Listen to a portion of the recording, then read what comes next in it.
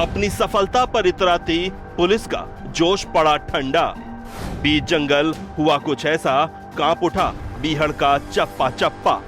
जोश में होश उड़ा तो उड़े खाकी के चीथड़े।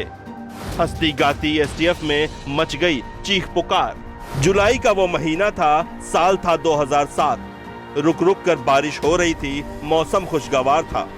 जंगल में मंगल था, लेकिन मंगल पर शनि भारी पड़ने वाला था। बीहड़ में इस अमंगल की आहट शुरू हो चुकी थी, पर झलमल के जंगल राजा को उस अमंगल की भनक भी नहीं थी। हालांकि वो सबकी खबर रखता था, लेकिन इस बार अपनी ही खबर से बेखबर था। खुद को बागी और गरीबों का रॉबिन हुड समझने वाला, झलमल के जंगलों में एक छत्र हुकूमत करने वाला खूंखार डकैत शिव कुमार पटेल उर्फ ददुआ पुलिस के रडार पर आ चुका था। सत्ता बदल चुकी थी, साइकिल पंचर हो चुकी थी और हाथी चिंगाड़ रहा था। हाथी पर सवार माया की छाया तो ददुआ से पहले ही छिन चुकी थी। होती भी क्यों ना, ददुआ ने पाला जो बदल लिया था, वो साइकिल का खेवनहार जो हो गया था, इसलिए हाथी अब ददुआ का साथी नहीं था। वक्त बदल चुका था और कुछ ही पल में ददुआ की किस्मत का फैसला होना था। उसकी तकदीर लिखी जानी थी और अब वो इतिहास बनाने वाला था या फिर खुद इतिहास बनने वाला था, ये समय बताने वाला था। जंगल की काली रात में काल अपने गाल में कुछ जिंदगियों को समा लेने के लिए आतुर था। उस काल की वाहक पुलिस ददुआ के नजदीक आ चुकी थी। ददुआ के मुखबिर फेल हो चुके थे।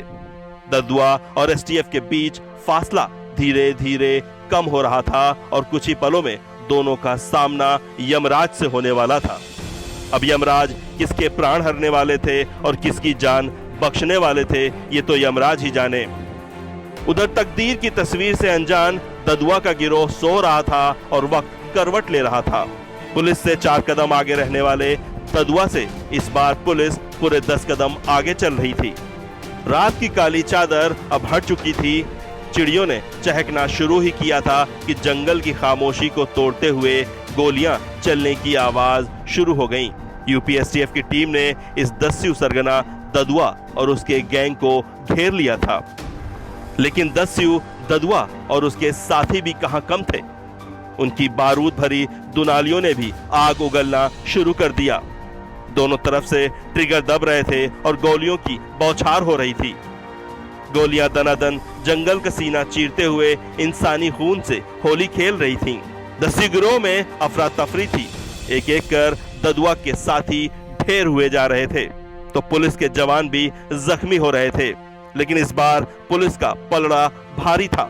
पुलिस पूरी तैयारी से आई थी और ददुआ की लोकेशन के अलावा डकैतों की संख्या और उनके पास मौजूद गोला बारूद की भी सटीक जानकारी पुलिस के पास थी। घंटों गोलियां चली और जब जंगल शांत हुआ तो ददुआ के कई साथी जिला चित्रकूट के मानिकपुर थाना क्षेत्र स्थित झलमल के जंगल में लाश बन चुके थे। कई की लाशों से खून भी रिसना बंद हो चुका था तो कई अंतिम सांसें बड़ी मुश्किल से खींच रहे थे, लेकिन उन्हें इतनी गोलियां लग चुकी थीं कि वो अब हिल भी नहीं सकते थे। उत्तर प्रदेश पुलिस ने मुठभेड़ के दौरान तकरीबन सभी को ढेर कर दिया था। तभी अचानक फिर से गोलियां चलीं। पुलिस के जवानों ने भी पेड़ों की ओट लेकर एक बार फिर गोली चलने की दिशा में फायर झोंक दिया। सैकड़ों राउंड गोलियां चलने के बाद अब एक बार फिर गहरा सन्नाटा था। इस सन्नाटे को तोड़ते हुए एक आवाज आई, ददुआ ददुआ मारा गया, ददुआ मारा गया। We done it sir, we done it. बस फिर क्या था, सभी सिपाही और एनकाउंटर में शामिल छोटे बड़े अधिकारी खुशी से झूम उठे। एसटीएफ के साथ चल रहे मुखबिर ने डरते डरते औधे मुंह पड़े खून से सराबोर उस अधेड़ की पहचान कर सबको इत्मीनान दिला दिया था।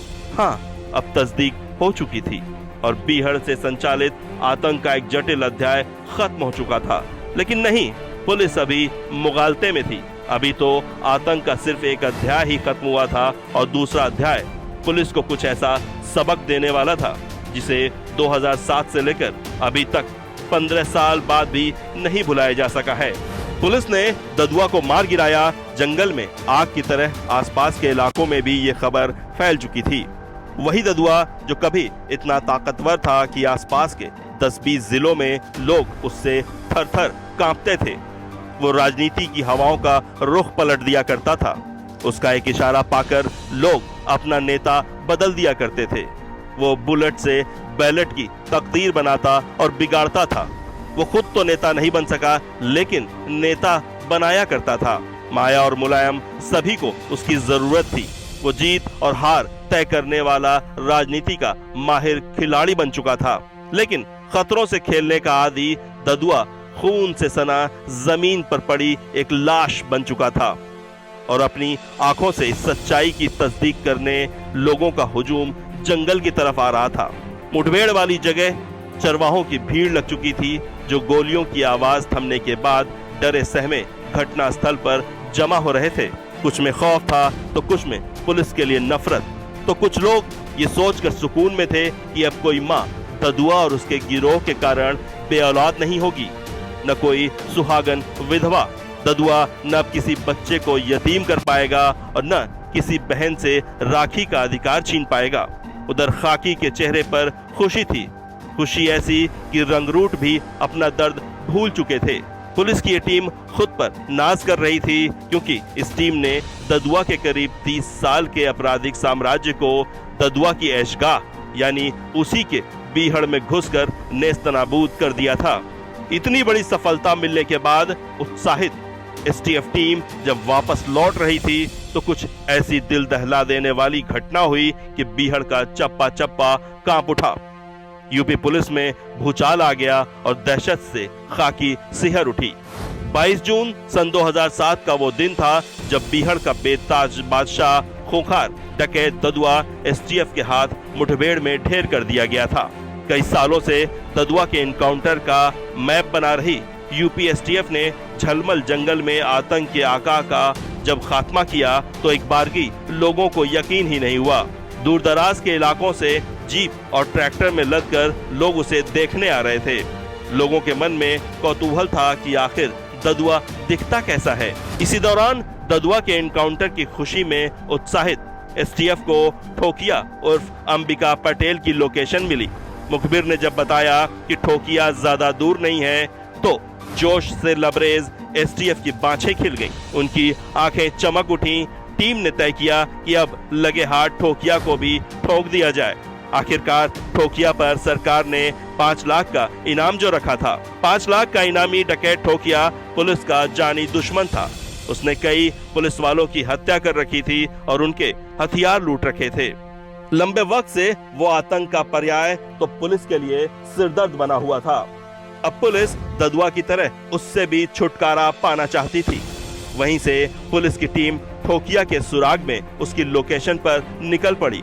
चित्रकूट के मानिकपुर थाना क्षेत्र में झलमल जंगल से ऑपरेशन ददुआ खत्म कर एसटीएफ टीम चित्रकूट बांदा के बॉर्डर इलाके से गुजर रही थी। रात ज्यादा हो चुकी थी और तेज बारिश हो रही थी।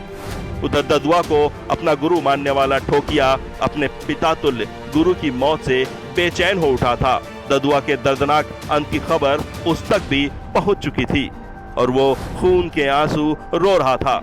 तभी उसके एक साथी ने पुलिस के मूवमेंट के बारे में जानकारी दी। तेज तर्रार ठोकिया ने फौरन अपना मोबाइल बंद कर लिया और इससे पहले कि पुलिस उस तक पहुंचती वो खुद अपने गिरोह के साथ ददुआ को ठोकने वाली टीम के सुराग में निकल पड़ा। उधर 16 सदस्यों की एसटीएफ टीम जंगल में अपना रास्ता तलाश रही थी। बारिश की वजह से रास्ता खराब हो चुका था और पुलिस वैन एक दलदल में जा फंसी। अब ये पुलिस की लापरवाही कहिए या ददुआ के एनकाउंटर से उपजा आत्मविश्वास की टीम और उसको लीड कर रहे आला अधिकारियों ने ठोकिया को कम आंक लिया। फिर पुलिस का सबसे बड़ा दुर्भाग्य भी मानो घने जंगल में उनका इंतजार ही कर रहा था। तेज बारिश से घने बीहड़ के सकरे रास्ते से गुजर रही एसटीएफ की वैन जैसे ही दलदल में फंसी तो गाड़ी निकालने की कोशिश में इंजन से हो रही तेज आवाज ठोकिया के कानों तक जा पहुंची, जो रास्ते में घात लगाए पुलिस का ही इंतजार कर रहा था। ठोकिया ने अपनी गैंग के साथ पूरी ताकत से पुलिस टीम पर धावा बोल दिया। एसटीएफ जवानों को संभलने का मौका तक नहीं मिला। बदले की आग में तप रही डकैतों की बंदूकों से मौत का पैगाम लेकर निकली गोलियां एसटीएफ के सिपाहियों को एक एक कर शिकार बना रही थीं। पुलिस की तरफ से जवाबी कार्रवाई भी हुई, लेकिन इस बार ठोकिया पुलिस पर भारी पड़ा। ठोकिया की आंखों में खाकी के लिए खून सवार था। ठोकिया के गैंग ने तब तक गोलियां चलाईं जब तक कि पुलिस की स्टार्ट गाड़ी और गाड़ी के अंदर से आ रही चीख पुकार खामोश नहीं हो गई। ठोकिया को जब पुलिस वालों के मर जाने का यकीन हो गया तो गैंग के साथ वो जंगल में गायब हो गया। सुबह पता चला कि ठोकिया को आनन फानन में ठोकने चली पुलिस के 6 सदस्यों को उल्टा ठोकिया ने ही ठोक दिया था, जबकि 7 सिपाही गंभीर रूप से जख्मी हो गए थे। पुलिस के एक मुखबिर को भी गैंग ने गोलियों से भून डाला था।